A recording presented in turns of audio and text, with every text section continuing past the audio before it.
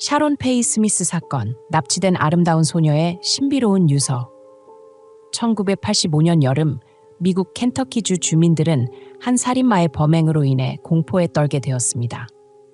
이 살인마의 범행은 17세의 아름다운 소녀 샤론 페이 스미스를 집 앞에서 납치하고 살해하면서 시작되었습니다.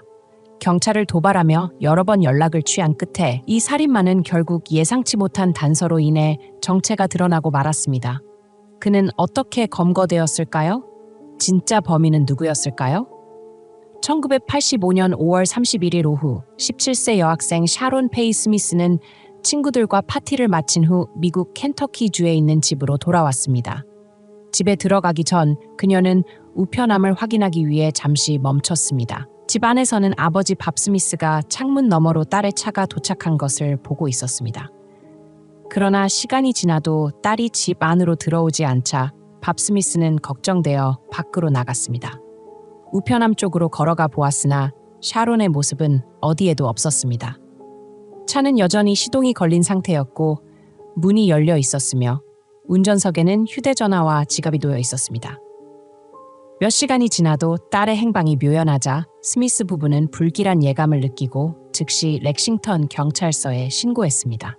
현장에서 경찰은 우편함 주변에 발자국을 발견했습니다. 경찰은 샤론이 우편물을 확인하기 위해 차에서 내린 후 그 자리에서 납치되었을 가능성이 높다고 판단했습니다. 대규모 수색이 이루어졌으나 결과를 얻지 못했습니다. 초기 조사에서 이 사건은 스미스 가족이 지역 내에서 저명한 가문이라는 점 때문에 몸값을 노린 납치 사건일 가능성이 제기되었습니다. 샤론 페이 스미스는 순수하고 아름다우며 재능 있는 소녀였습니다. 그녀의 갑작스러운 실종은 주변 사람들을 큰 충격과 불안에 빠뜨렸습니다. 며칠간의 수색이 성과 없이 끝난 후 스미스 가족은 변조된 목소리의 남자로부터 전화를 받았습니다. 예상대로 샤론은 이 남자에게 납치된 상태였습니다. 그러나 그는 이상하게도 사과의 말을 했습니다. 그가 샤론을 데리고 있다는 것을 증명하기 위해 당시 샤론이 입고 있던 옷을 상세히 묘사했습니다. 그는 샤론이 안전하게 있으며 먹을 것도 충분히 제공받으며 TV를 보고 있다고 말했습니다. 기이하게도 이 남자는 몸값에 대한 요구를 전혀 하지 않았고 다만 스미스 가족이 다음날 아침에 편지를 받을 것이라고만 전했습니다. 다음날 아침 그의 말대로 경찰은 밥 스미스의 집 주소로 보내진 편지를 발견했습니다. 노란색 종이 2장에는 샤론이 직접 쓴 것으로 보이는 유언과 마지막 소망이라는 제목이 적혀 있었습니다. 편지에서 샤론은 가족과 친구들에 대한 사랑을 표현했습니다. 17세의 소녀는 자신의 영원한 이별을 가족이 너무 슬퍼하지 않기를 바라며 부모님의 삶이 이 일로 인해 망가지지 않았으면 좋겠어요. 모두가 계속해서 살아가길 바라요. 저는 항상 여러분 곁에 있을 거예요. 라고 남겼습니다. 스미스 가족은 이 기이한 편지를 받고 충격에 휩싸였으며 글씨가 샤론의 필체임을 확인했습니다. 그러나 밥 스미스는 여전히 딸이 살아있을지도 모른다는 희망을 버리지 않았습니다. 이 편지는 사우스캐롤라이나의 범죄수사부로 보내져 문서 분석을 통해 단서를 찾을 수 있기를 기대하며 도움을 요청했습니다.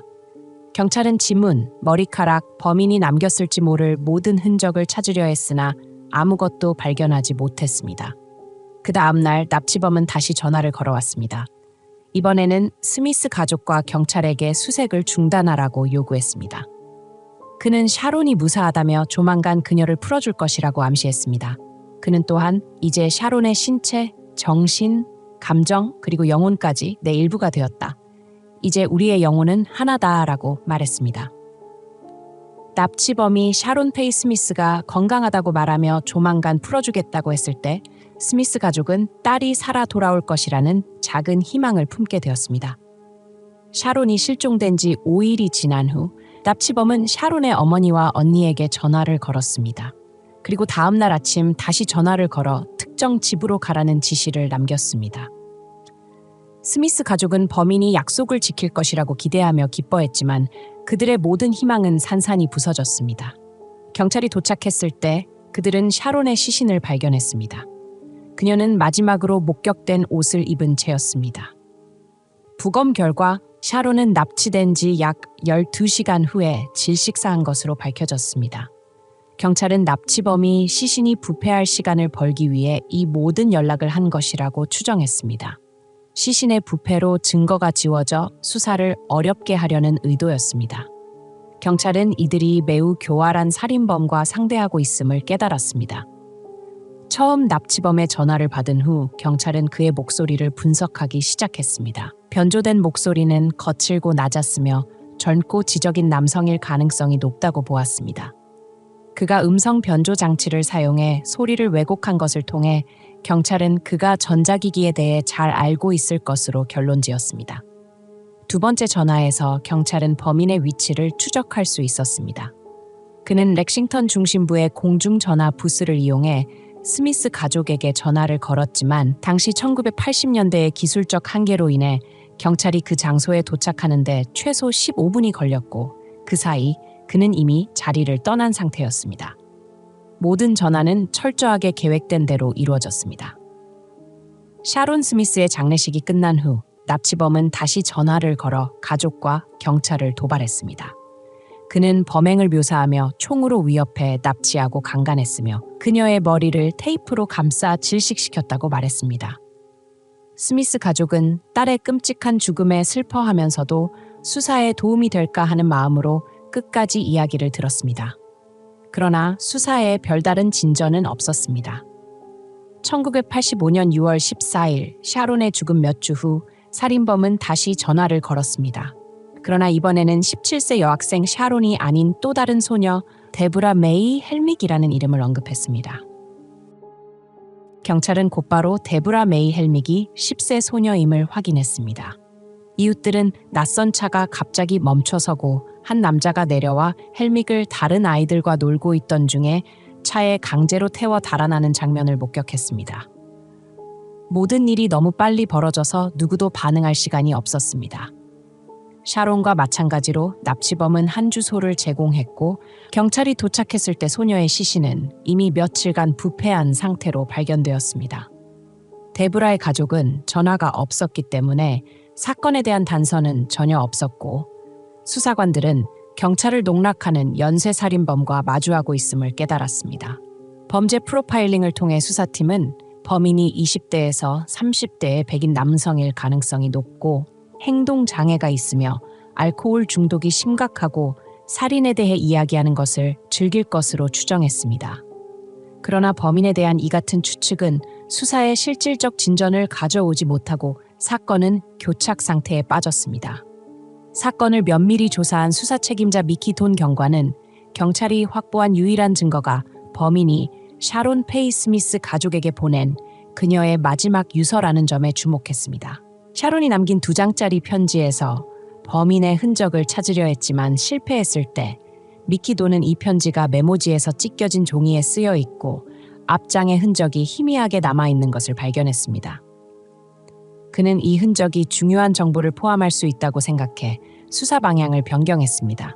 수사팀은 범인 추적 기술을 활용해 유망한 단서를 발견했습니다.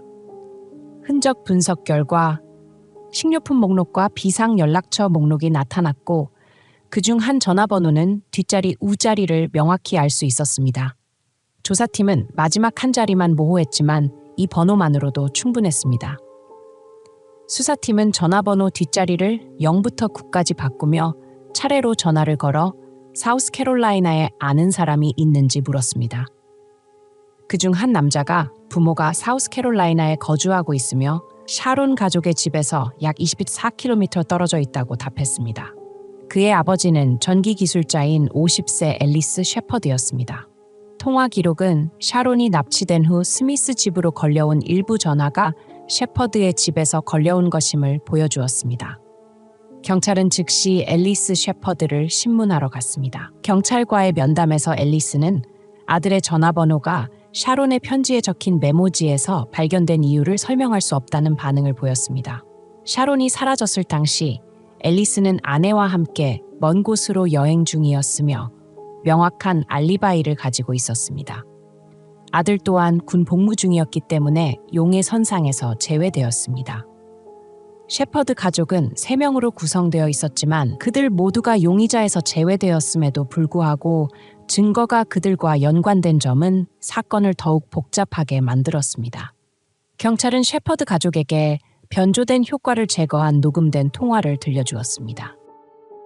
녹음을 들은 후 앨리스 셰퍼드는 즉시 목소리가 자신의 공장에서 일하는 전기수리공 레리 진 벨의 목소리임을 알아차렸습니다.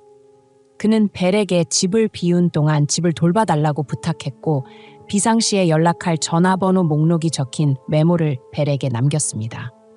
경찰은 이 메모를 확보했고 이는 샤론의 편지에서 발견된 흔적과 완벽히 일치했습니다. 이는 샤론이 유서를 쓸 때 벨에게 건넨 전화번호 목록 바로 아래에 있던 종이를 사용했음을 의미했습니다. 앨리스 셰퍼드는 벨이 공항에서 자신을 맞이했을 때 벨이 스미스 집딸의 납치 사건을 계속 언급했다고 전했습니다.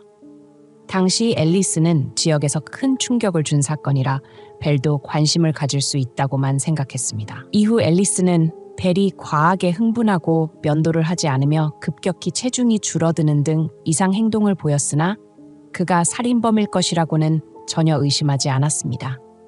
경찰은 셰퍼드의 집 욕실에서 샤론과 유사한 금발의 머리카락 6가닥을 발견했습니다. 현미경 분석을 통해 샤론의 머리카락과 유사한 구조임이 확인되었습니다. 또한 샤론이 남긴 유서에 붙어있던 우표와 셰퍼드의 서랍에서 발견된 우표가 같은 종류임이 밝혀졌습니다. 레리 진 벨은 1985년 6월 27일 체포되었습니다. 살인 용의자로 체포된 레리 진 벨은 겉으로는 온화하고 차분한 태도로 말했습니다. 레리 진 벨은 1949년 10월 30일에 태어났습니다. 그는 1970년 해병대에 입대했으나 총기 청소 중 실수로 무릎 부상을 입고 몇 달 만에 전역했습니다. 이후 한 달간 교도소 경비로 일하다 아내와 아들과 함께 사우스캐롤라이나주 록힐로 이사했습니다.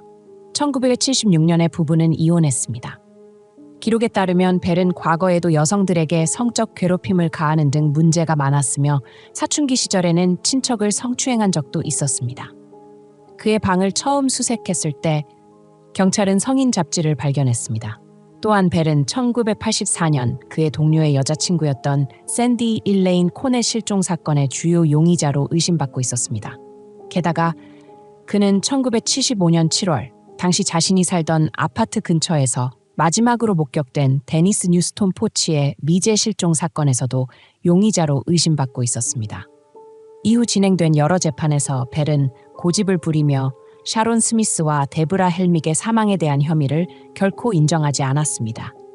그러나 명백한 증거들로 인해 법원은 레리 진 벨에게 사형을 선고했습니다. 그는 1996년 10월 4일 전기의자에서 형이 집행되며 종결되기 어려웠던 사건이 마침내 마무리되었습니다.